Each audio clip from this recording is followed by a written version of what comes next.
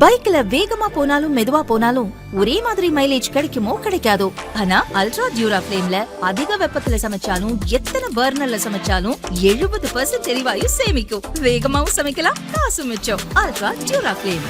துணை ஜனாதிபதி சி.பி. ராதாகிருஷ்ணன் பல்வேறு நிகழ்ச்சிகளில் கலந்து கொள்வதற்காக கோவைக்கு வந்தார்.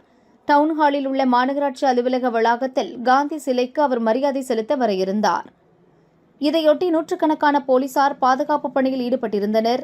இந்த பாதுகாப்பை மீறி 2 இளைஞர்கள் ஸ்கூட்டரில் ஒரு வழி பாதையில் திடீரென நுழைந்தனர். போலீசார் நிறுத்த முயன்றும் பிடிபடாமல் வேகமாக சென்றனர். எனினும் அவர்களை போலீசார் மடக்கி பிடித்தனர். அவர்கள் கரும்பு கடையைச் சேர்ந்த ரகுமான், ஆஷிக் என்பது தெரிந்தது. அவர்களை கைது செய்து விசாரணை நடத்தி வருகின்றனர். துணை ஜனாதிபதி வருவதற்கு சற்று முன்பு நடந்த இந்த சம்பவத்தால் பரபரப்பு ஏற்பட்டது.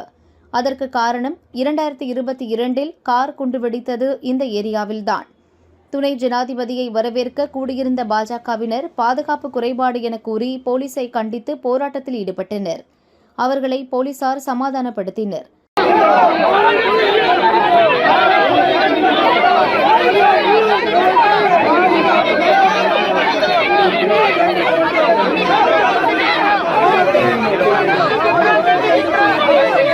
அதன்பின் துணை ஜனாதிபதி ராதாகிருஷ்ணன் மாநகராட்சி அலுவலகத்துக்கு வந்து அங்குள்ள காந்தி சிலைக்கு மாலை அணிவித்து மலர் தூவி மரியாதை செலுத்திவிட்டு சென்றார்.